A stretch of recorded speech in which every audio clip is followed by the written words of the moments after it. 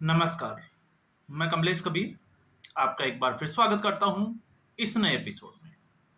आज के इस एपिसोड में हम बात करेंगे वोटर अधिकार यात्रा की। कल से, क्योंकि लगातार जो है वो इसको सुर्खियां बनाने की कोशिश की जा रही थी कि प्रियंका वाड्रा राहुल गांधी के साथ वोटर अधिकार यात्रा में जुड़ेगी, और वामपंथी मीडिया जो है वो बिल्कुल पागल हुआ पड़ा था। अब इसमें जो है वो हम दो तरीके से बात कर सकते हैं, दो तर्क दे सकते हैं।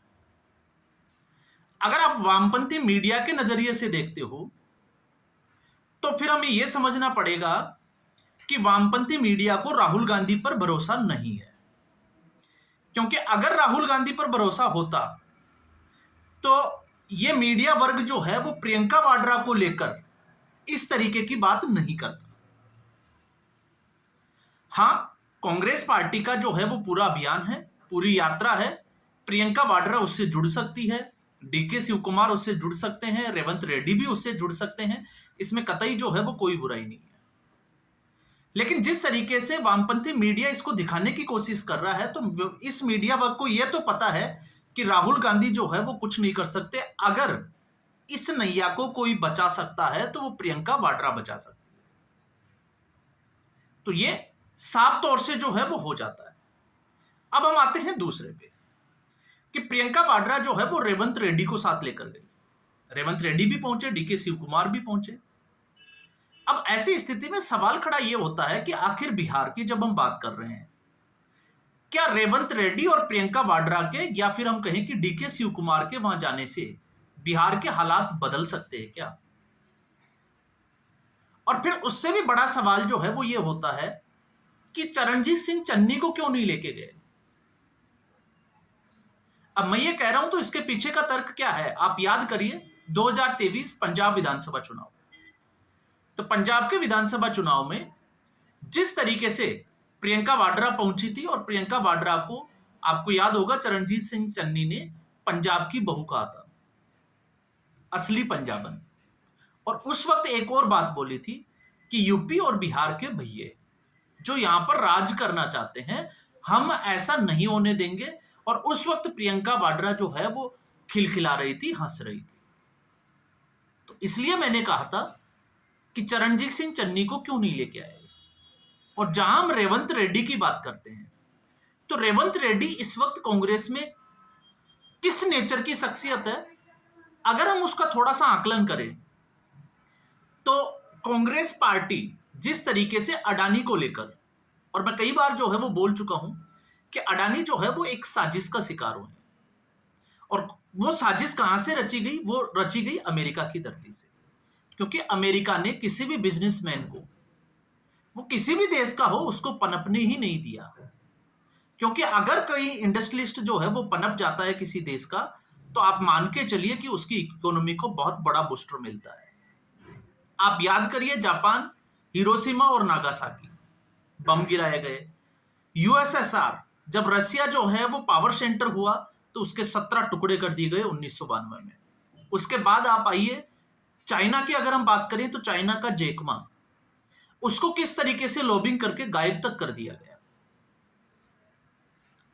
और फिर उसके बाद में इकोनॉमिक सर्वे की अगर हम बात करें वर्ल्ड वाइड, तो 2022-23 में अनुमान था कि अडानी जो है वो दुनिया के सबसे रईस आदमी हो सकते हैं 2024 तक। लेकिन जब ये रिपोर्ट आई, उसके कुछ ही समय के बाद में हिंडनबर्ग की एक रिपोर्ट आती है, और उसके बाद में अडानी को टारगेट किया जाता है। तो अडानी के सहारे जब हम कांग्रेस पार्टी को समझते हैं, तो कांग्रेस पार्टी में जिस वक्त राहुल गांधी अडानी को लेकर बात कर रहे थे, आपको पता होगा मध्य प्रदेश में कि आप स्विच ऑन करते हो, पैसा जो है वो अडानी के उसमें चला जाता है, खाते में। इस तरीके के कुछ स्टेटमेंट। और उसी वक्त दावोस में रेवंत रेड्डी जो है वो अडानी के साथ मुलाकात करते हैं, और 12,000 करोड़ का प्रोजेक्ट जो है वो तेलंगाना के लिए लेके जाते हैं। और इतना ही नहीं, तेलंगाना स्किल इंडिया यूनिवर्सिटी के लिए 100 करोड़ का चेक दिया जाता है अडानी की तरफ से। हालांकि दबाव में आकर कुछ समय बाद जो है वो उसको वापस लौटा दिया जाता है। तो इससे आपको पता चलेगा, और ऐसा नहीं है कि रेवंत रेड्डी उसमें अकेले शामिल है। जिस वक्त राहुल की भारत जोड़ो यात्रा चल रही थी, उसी वक्त राहुल गांधी अडानी को टारगेट कर रहे थे, अडानी के सहारे जो है वो नरेंद्र मोदी को टारगेट कर रहे थे, हम ये कह सकते हैं। और उसी वक्त अशोक गहलोत अडानी के साथ मंच शेयर कर रहे थे और कई एकड़ भूमि जो है वो अडानी को प्रोजेक्ट के लिए लीज पे दी और कई हजारों करोड़ के प्रोजेक्ट जो है वो राजस्थान में लेकर आए। और उससे भी बड़ी बात अगर आप देखोगे, आप पीछे जाइए, थोड़ा रिसर्च करिए तो आपको मिलेगा, छत्तीसगढ़ में जब भूपेश बघेल की सरकार थी तो एक तरफ जहां राहुल गांधी अटैक कर रहे थे, दूसरी तरफ अडानी के ग्रुप की जो है वो 4 कोल माइंस जो है वो वहां पे बंद पड़ी थी, जिनको शुरू करने के लिए गहलोत जो है वो फाइल लेकर 10 जनपद के चक्कर काट रहे थे सोनिया गांधी के बंगले पर। यह है कांग्रेस पार्टी। और जब हम कांग्रेस पार्टी की इस तरीके की बात करते हैं कि आखिर बिहार, तो आज आप देखिए कि एक बड़ा वर्ग जो है वो पिछले 10 साल से नरेंद्र मोदी से 10 साल का हिसाब किताब मांग रहा है कि नरेंद्र मोदी ने 10 साल में क्या किया। तो अगर हम बिहार की बात करें कि आज बिहार को लेकर कांग्रेस पार्टी जिस तरीके से दिखाने की कोशिश की जा रही है बिहार को, तो बिहार में आपने देखा इस वक्त राहुल गांधी कहां रुकते हैं, एक ढाबे पे रुकते हैं और एक व्यक्ति जो है वो इंग्लिश बोल रहा है और फटी हुई बनियान पहन रहा है। आपको लगता है कि ये संभव है? और राहुल गांधी जो व्यक्ति किसी होटल में नहीं रह रहा, किसी सर्किट हाउस में नहीं रुक रहा, 1 करोड़ रुपए प्रतिदिन जो है वो इस यात्रा पर खर्च आ रहा है और राहुल गांधी एक ऐसे कंटेनर के साथ चलते हैं जिसमें राहुल गांधी के लिए सारी सुविधाएं हैं। तो ये जो सेटअप है वो फिर किस लिए किया जा रहा है? और इससे और आगे आप बढ़ जाइए थोड़ा सा, कुछ ही दिनों पहले पलायन रोको एक यात्रा शुरू की गई थी कन्हैया कुमार के द्वारा, और कन्हैया कुमार ने उस वक्त कहा था कि ये जो है वो बिहार का पानी ले जाना चाहते हैं, इंडस्ट्रियलिस्ट को देना चाहते हैं। थोड़ा हास्यास्पद था, लेकिन इनको किसी भी सारे जो है वो अंबानी और अडानी को घेरना होता है। और इसी कड़ी में आपने ये भी देखा जिस तरीके से राहुल गांधी ने भी अपनी इस यात्रा में कहा कि एसआईआर के बहाने पहले जो है वो आपका मतदाता सूची से नाम कटेगा, फिर आपका राशन कार्ड कट जाएगा, फिर पेंशन हट जाएगी और आखिर में आपकी जमीनें जो है वो अंबानी और अडानी को दे दी जाएगी। अब आप ये सोचिए कि ये बात कितनी और कहां तक जो है वो जायज है। और जब हम बात करते हैं तो जो लोग 10 साल के लिए बात करते हैं नरेंद्र मोदी की, तो नरेंद्र मोदी की जरूरत क्यों पड़ी इस देश को? कांग्रेस पार्टी तो एक तरफा राज कर रही थी 1947 के बाद, तो फिर इतनी मजबूती के साथ देश की जनता को यह क्यों लगा कि नरेंद्र मोदी ही आना चाहिए? क्योंकि देश के सामने एक मॉडल जिसकी चर्चा होती थी वो था गुजरात का मॉडल। और गुजरात के मॉडल, क्योंकि 2014 का जो चुनाव हुआ वो विकास के मुद्दे पर हुआ, लेकिन उस वक्त कांग्रेस पार्टी आकंठ, जिसको हम कहें कि भ्रष्टाचार में डूबी हुई थी। और अगर आपको भ्रष्टाचार का पता करना है तो फिर आप अरविंद केजरीवाल की जो है वो बायोग्राफी या उसकी हिस्ट्री देखोगे तो आप अपने आप समझ जाओगे। इंडिया अगेंस्ट करप्शन क्यों आया था, और फिर उसके बाद में एक ऐसा राजनेता आया, आगे क्या हुआ मैं नहीं बोलूंगा, लेकिन 2017 तक वो सिर्फ और सिर्फ सीएजी की रिपोर्ट के सारे जो है वो शीला दीक्षित को घेरता रहता था। अब यहां पर सवाल यह है कि आखिर इस देश में 50 से 55 साल इस देश की जनता ने कांग्रेस पार्टी को दिए, तो कांग्रेस पार्टी ने इस देश को क्या दिया? आखिर गरीब कैसे रह गए? अगर राहुल गांधी से कोई ये पूछे कि अगर आपका खानदान ही ऐसा कर सकता था तो 55 साल में ये क्यों नहीं कर पाया? और फिर उसके बाद 2019 तक विकास कब पैदा होगा, विकास तारीख नहीं बताएंगे। और इसमें प्रियंका चतुर्वेदी, सुप्रिया श्रीनेत, आप इनके सबके ट्वीट उठाकर देखिए। लेकिन 2019 में क्या हुआ? नरेंद्र मोदी को जनता ने ज्यादा जो है वो मैंडेट दिया। फिर आती है 2024 में यही जो जनता है उसने ये दिखा दिया कि नहीं, 2 बार हमने आपको जो है वो क्लियर मैंडेट दिया, इस बार हम आपको थोड़ा सा झटका देंगे। तो जनता ने किया। तो अगर जनता इस तरीके से समझदार हो चुकी है कि वो नरेंद्र मोदी के साथ जो है वो इस तरीके से कर सकती है कि 303 से 240 तक कारण कुछ भी रहे हो, मैं उन कारणों में नहीं जाना चाहता, तो फिर राहुल गांधी और प्रियंका वाड्रा किस खेत की मूली है? यही पार्टी जो है वो 55 साल से राज कर रही थी, जिसको 44 पे लाकर छोड़ दिया, और आज भी वो जूझ रही है क्षेत्रीय पार्टियों की तरह। और ये किसने किया? ये जनता ने किया। क्यों किया? क्योंकि जनता जागरूक हो चुकी है। और जिस बिहार को ये बेवकूफ बनाने चले हैं, इनको लगता है कि बिहार का मतलब दरिद्रता है, बिहार का मतलब जो है दूसरे राज्यों में लेबर है। तो इन लोगों को ये भी पता होना चाहिए कि आज ब्यूरोक्रेसी में अगर आप देखोगे आईएएस आईपीएस, तो बिहार के लोग जो है वो कहाँ है, किस तरीके से वो आगे बढ़ रहे हैं। हाँ, ये कह सकते हैं, चाहे आप किस्मत कहें या फिर जो है वो भारत की राजनीतिक जो है वो, जिसको हम कहें कि एक राजनीतिक रूप से बिहार के साथ क्या किया गया नहीं किया गया, उसका एक जो है वो नतीजा हो, तो बिहार के लिए जो है वो ऐसी सोच जो है वो ये पार्टियां ऐसे रख सकती है। और ये किस लिए? अभी तक तो राहुल गांधी कभी जो है वो बिहार नहीं गए, चुनावों में ही जा रहे हैं। अब ऐसी स्थिति में आप देखिए, जब हम भीड़ की बात करते हैं कि भीड़ दिखाई जाती है, तो फिर मेरे मन में जो है वो यहां पर एक सवाल जो है वो बड़ा खड़ा होता है कि आप नरेंद्र मोदी की राहुल गांधी से आप तुलना करके देखिए। नरेंद्र मोदी 15 साल उन्होंने राजनीतिक जीवन जो है वो किस तरीके से जिया, फिर उसके बाद में दरिया तक बिछाई। अब राहुल गांधी ये कह दे कि 10 साल का जब मैं था तो पोस्टर लगाता था, तो वो थोड़ा सा जो है वो आपको हंसी आएगी, मैं उस बयान में बिल्कुल नहीं जा रहा।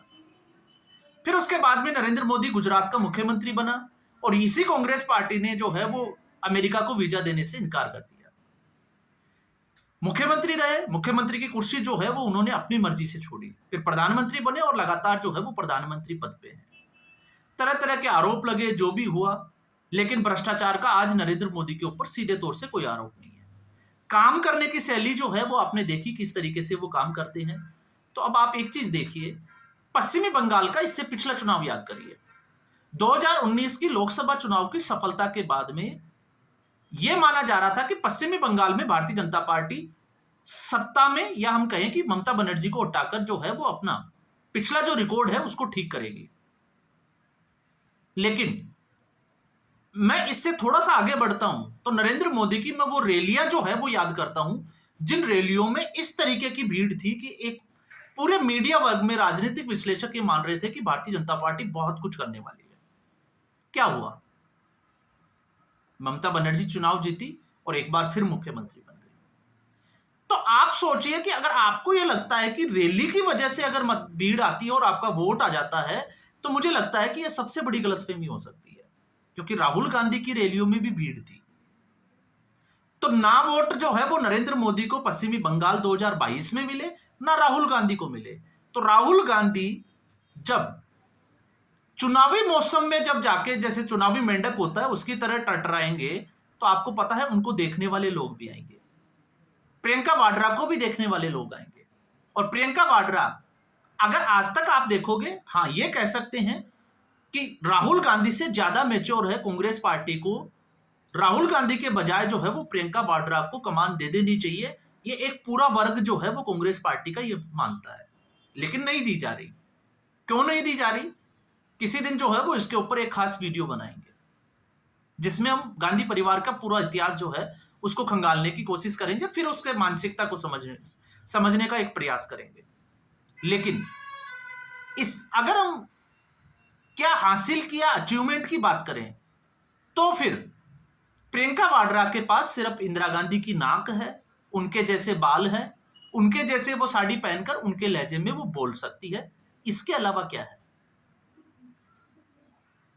तो इसलिए अगर आप लोगों को यह लगता है कि एसआईआर से किस्मत बदलेगी बिहार की या फिर गांधी परिवार की, तो एसआईआर क्यों किया जा रहा है?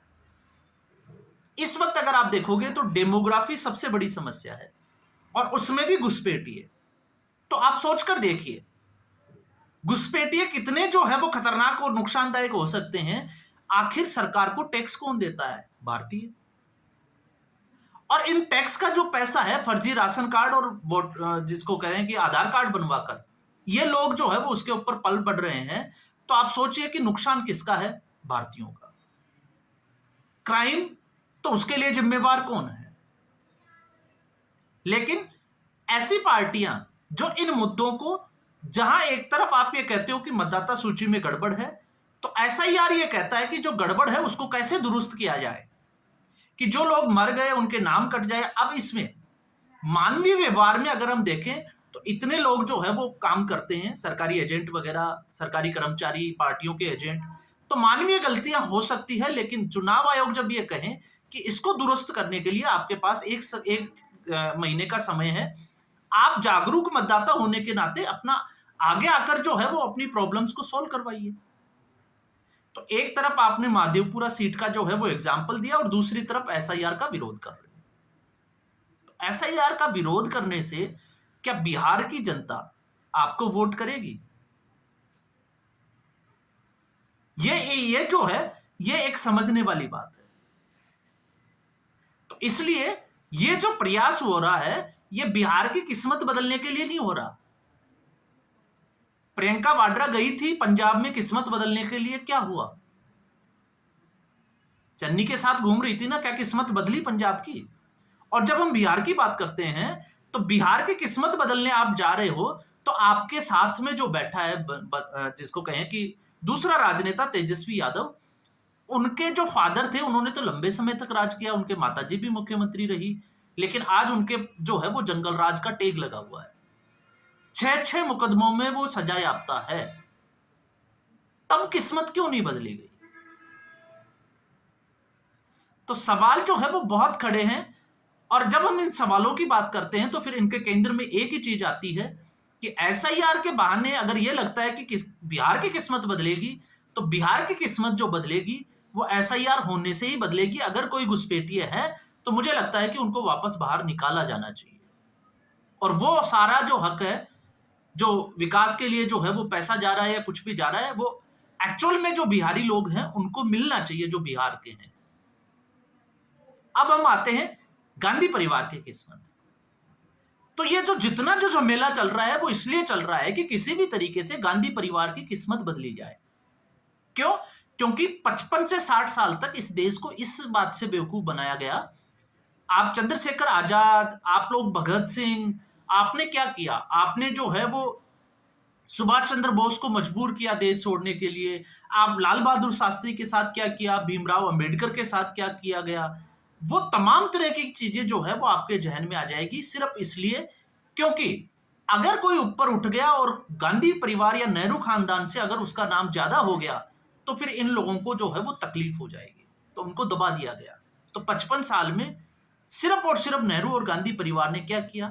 जिंदा रहते हुए खुद ने खुद को ही जो है वो भारत रत्न दिया, बाकी लोगों का उपहास किया गया। किस तरीके से किया गया? ना भीमराव अंबेडकर को छोड़ा, और महात्मा गांधी को तो यह तक कहना पड़ गया कि कांग्रेस पार्टी अब भारत आजाद हो गया तो अब जो है वो इसकी कोई जरूरत है नहीं।